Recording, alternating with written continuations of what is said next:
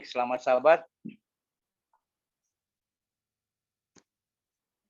Selamat sahabat, saudara-saudara, kita akan mencoba menyampaikan satu lagu pujian bersama-sama bernyanyi.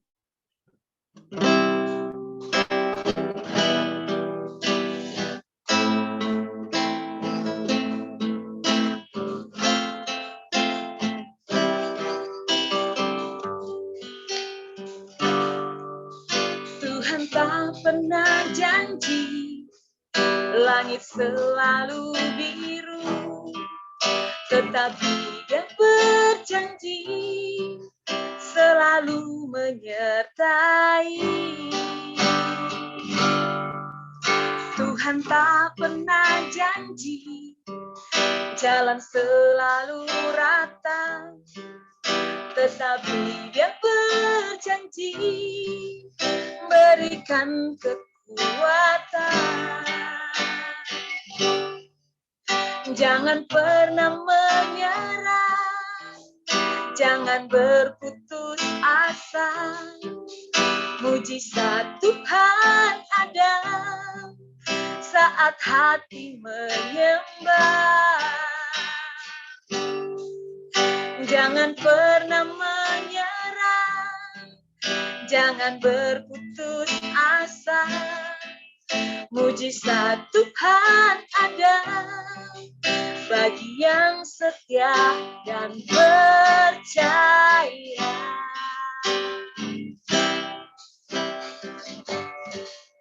Tuhan tak pernah janji langit selalu biru, tetapi Dia berjanji selalu menyertai. Tuhan tak pernah janji, tetapi Dia berjanji berikan kekuatan. Jangan pernah menyerah, jangan berputus asa. Mujizat Tuhan ada saat hati menyembah. Jangan pernah menyerah, jangan berputus asa. Mujizat Tuhan ada saat setia dan percaya.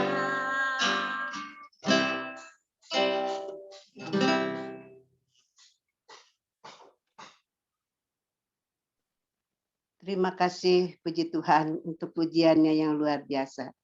Baiklah, sekarang kita sama-sama akan mendengarkan ayat inti kita yang diambil dari Filipi 1 ayat 21.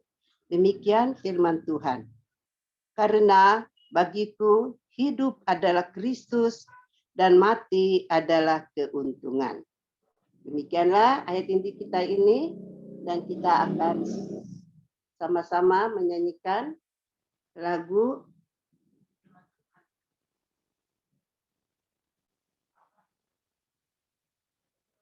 nomor berapa Pak Pendeta? 204, Bu. 204. Ya. Berikanlah ya Tuhan, 23 sama-sama. Berikanlah ya Tuhan roti hidup kepadamu sekarang dengan cukup. Jiwaku yang lapar kenyangkanlah, segarkanlah aku ya Roh Allah. Kami serahkan kepada Pak Pendeta untuk menyiapkan pemberitaan firman Tuhan.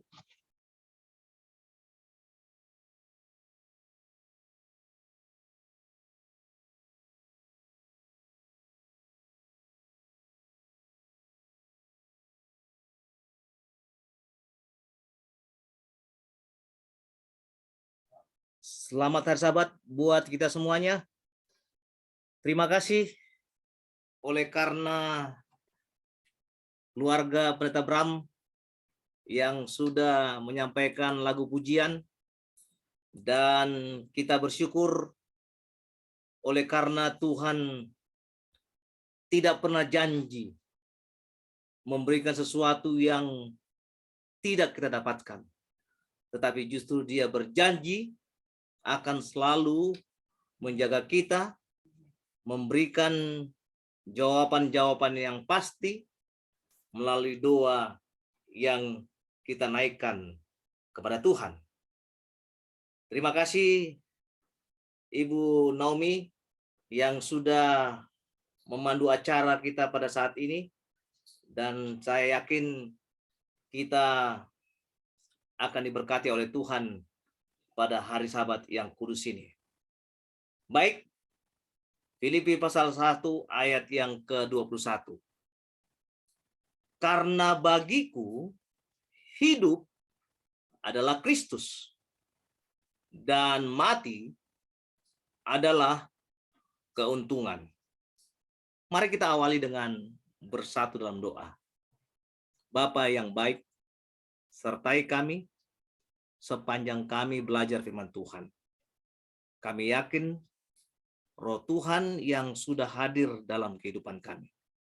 Dalam nama Yesus, kami sudah berdoa dan mengucap syukur. Amin. Secara pribadi, kita mungkin sering mengatakan bahwa mengapa mati itu merupakan keuntungan. Kalau kita pakai pikiran manusia bahwa kalau sudah mati itu pasti banyak mengalami kerugian. Apalagi kalau kita tidak mempunyai uang untuk biaya penguburan atau biaya untuk memberi makan orang kalau sudah datang berduka untuk melihat kedukaan. Bagaimana mungkin kita bisa membuat satu pernyataan bahwa keluarga saya mati tapi itu keuntungan? Dan Alkitab sudah menjelaskan bahwa yang mati di dalam Kristus itulah yang merupakan mati adalah keuntungan. Saudara sekalian, beberapa tahun yang lalu ada sebuah kisah seorang pemimpin gereja, ketua jemaat yang masih sangat muda. Dia mati tersengat listrik. Kenapa? Oleh karena ketua jemaat ini, pemimpin jemaat ini sedang mengikuti acara permandian, baptisan. Rupanya mikrofon ada yang terluka, kabel mikrofon ada yang terluka dan masuk di dalam kolam baptisan. Dan itulah penyebabnya ketua jemaat itu harus mati tersengat listrik. Ia meninggalkan seorang istri dan anak-anak yang masih kecil. Dan sebuah jemaat yang bertumbuh. Saat itu jemaat yang dia layani sebagai ketua jemaat sangat bertumbuh. Baik dalam keanggotaan, bahkan di dalam keimanan. Kebanyakan kita sebagai penanam jemaat atau memberikan pertumbuhan dalam jemaat tidak memikirkan tentang kematian kita. Durasi kita di dunia ini telah ditentukan oleh Allah.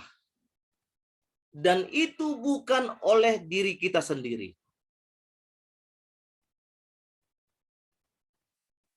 Hawariun Paul dia dipenggal di Roma. Ketika ia merasakan kepergiannya sudah sangat dekat, ia membuat sebuah pernyataan. Hawariul Paul ini membuat sebuah pernyataan yang sangat luar biasa. Dia menyebutkan, mati adalah keuntungan. Saudara sekalian, kita tidak dapat memahami bagaimana mati adalah keuntungan tanpa terlebih dahulu memahami bahwa hidup itu adalah Al-Masih.